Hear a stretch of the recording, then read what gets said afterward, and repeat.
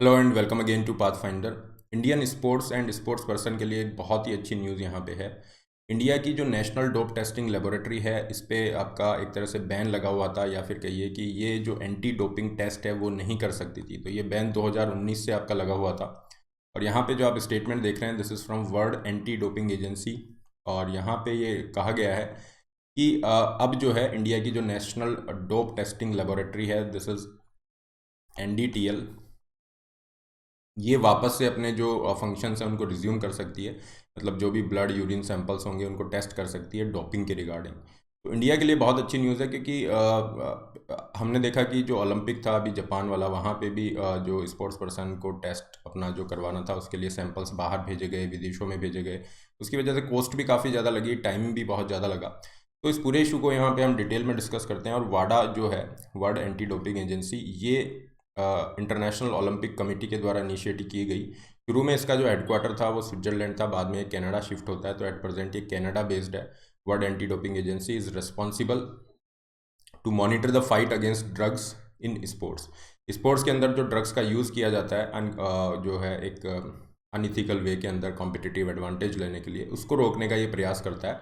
और वाडा की रिस्पॉन्सिबिलिटी यहाँ पे है कि जो भी वर्ल्ड एंटी डोपिंग कोड्स हैं, ये जो कोड्स हैं जिन्हें एनफोर्स किया गया है यूनेस्को इंटरनेशनल कन्वेंशन के द्वारा, उनको ये एनफोर्स करता है वर्ल्ड लेवल पे। तो वाडा ने काफ़ी सारी जो इस तरह से हैं टेस्टिंग लैब्स हैं उनको मान्यता दी हुई है। तो पूरे वर्ल्ड में बहुत कम ऐसी लैब्स हैं। अगर हम बात करें पूरे अफ्रीका में, केवल साउथ अफ्रीका में ही ऐसी लैब है। तो इंडिया की जो NDTL है उसे भी मान्यता प्राप्त थी, लेकिन इसको सस्पेंशन यहाँ पे किया गया था।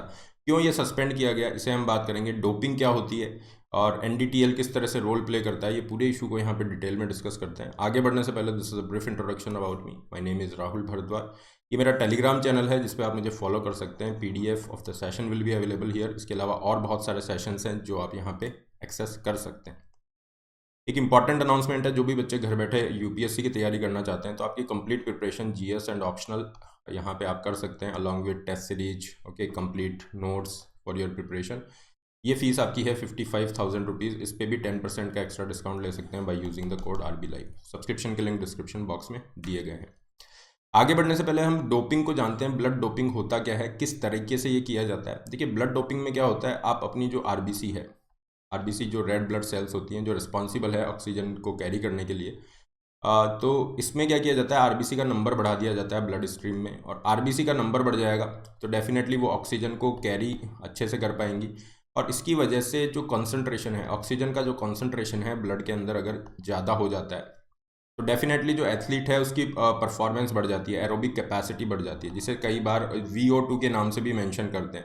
VO2 मतलब जो रेट ऑफ ऑक्सीजन कंजम्पशन है। जब आप कोई भी एक्सरसाइज कर रहे हो तो आपकी एंड्योरेंस बढ़ जाती है, आप ज़्यादा समय के लिए वहाँ पे रुक सकते हैं। तो एक तरह से ये तरीका हो गया कि आपको अपनी परफॉर्मेंस को अगर इम्प्रूव करना है तो इस तरीके से किया जा सकता है डोपिंग के थ्रू।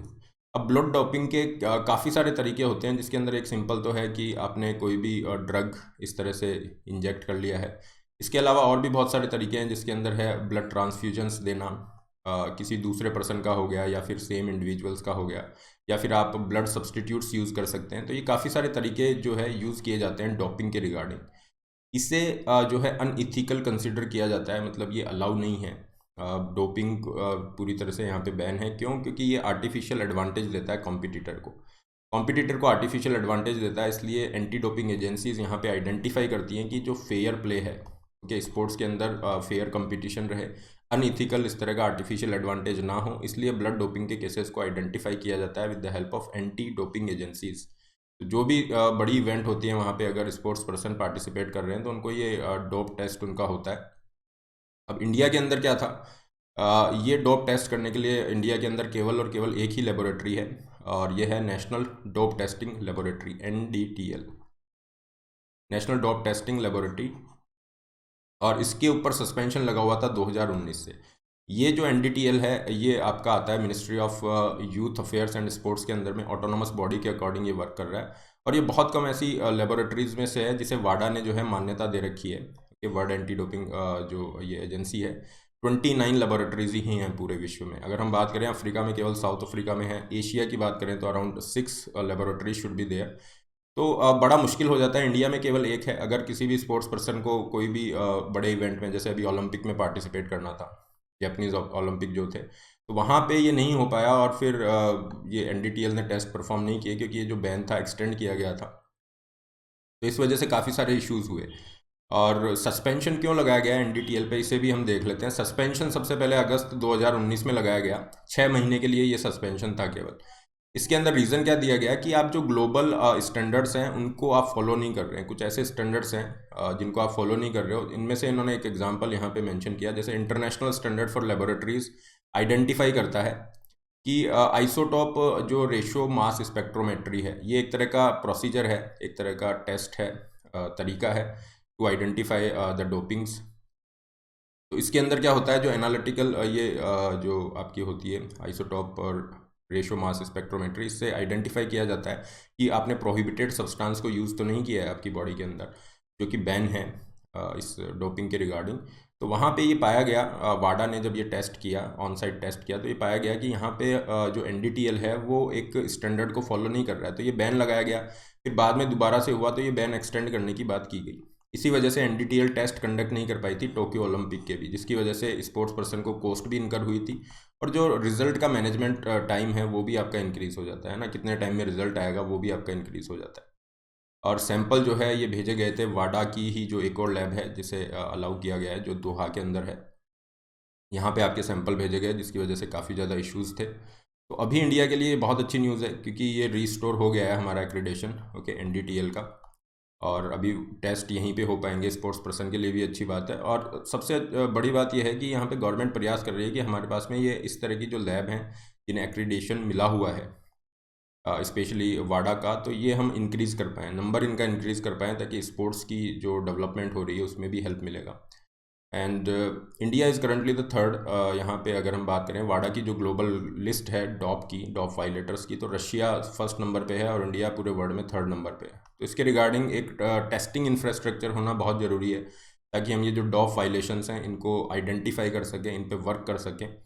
और यहीं पे इंडिया प्रयास भी कर रहा है कि ये जो डॉप टेस्टिंग लेबोरेटरीज़ हैं इनको ज़्यादा और रिकॉग्नाइज़ किया जाए। काफ़ी सारे इंस्टीट्यूशंस हैं, रिसर्च इंस्टीट्यूशन जैसे नाइपर वगैरह है, उनसे इनका कोलैबोरेशन भी चल रहा है ताकि हम इसको और इम्प्रूव कर सकें।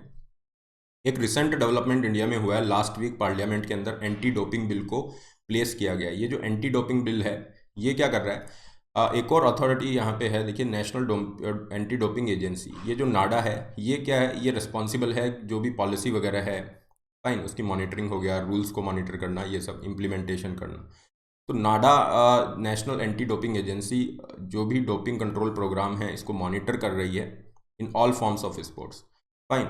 और नाडा की जो पावर्स हैं इनको इंक्रीज़ किया गया है under this anti doping bill, जो कि लोकसभा में प्लेस किया गया, पार्लियामेंट में लास्ट वीक लाया गया। इसमें सबसे इंपॉर्टेंट चेंज क्या किया गया कि नाडा को ये पावर दी गई कि आप रेड कर सकते हैं, फाइन, आप रेड कर सकते हैं, जो भी वायलेटर्स हैं उनको पकड़ सकते हैं। तो ये सबसे एक इम्पॉर्टेंट पावर यहाँ पे नाडा को दिया गया, इन्वेस्टिगेशन के रिगार्डिंग सैंक्शंस आप लगा सकते हैं। और कुल मिला के ये जो पूरा स्पोर्ट्स को डेवलप करने का जो प्रयास किया जा रहा है उसके अंदर एक बहुत अच्छी ये बात है। तो this is a good thing here. So this was all about this news कि एनडीटीएल का जो सस्पेंशन है वाडा ने हटा दिया है, क्या इसके बेनिफिट होंगे, क्यों सस्पेंशन लगाया गया, ओके, एनडीटीएल क्या है, और ये सब चीज़ें। पीडीएफ सेशन का आपको इस टेलीग्राम चैनल पे मिल जाएगा, ये टेलीग्राम चैनल का लिंक है। इसके अलावा आप डायरेक्ट नाम डाल के भी सर्च कर सकते हैं। अनअकैडमी पे आप पूरी यूपीएससी की प्रिपरेशन कर सकते हैं, जिसमें आपकी live classes, doubt solving, test series, answer writing, study material, optional subject, everything is included. तो घर बैठे आप पूरी प्रिपरेशन कर पाएंगे। सब्सक्रिप्शन लिंक डिस्क्रिप्शन बॉक्स में आपको दिया गया है, यहाँ पे आप अपनी नीड के अकॉर्डिंग प्लान चूज़ कर सकते हैं। Then put the code RB Live to get 10% extra off. इसी तरह से आइकॉनिक के कुछ बेनिफिट हैं, या आइकॉनिक का फीस स्ट्रक्चर यहाँ पे है। आइकॉनिक के बेनिफिट है, आइकॉनिक के लिए भी जा सकते हैं, loan facility link is also there. केवल ऑप्शनल के लिए जा रहे हैं तो ये केवल ऑप्शनल के प्लान्स हैं। नए बैचेस 29 दिसंबर से स्टार्ट हो रहे हैं, इनके अंदर आप एनरोल कर सकते हैं जो भी बच्चे 2022-23 की तैयारी कर रहे हैं। इस संडे को आपका टेस्ट रहेगा सुबह 11 बजे, लिंक डिस्क्रिप्शन बॉक्स में। ये फ्री टेस्ट है जिसमें आप अपना परफॉर्मेंस तो इवेलुएट कर ही सकते हैं, काफ़ी सारी स्कॉलरशिप और प्राइसेस भी जीत सकते हैं। फ्री टेस्ट सीरीज का भी आप बेनिफिट ले सकते हैं। So this is all, don't forget to like, share and subscribe. All the best, have a great day.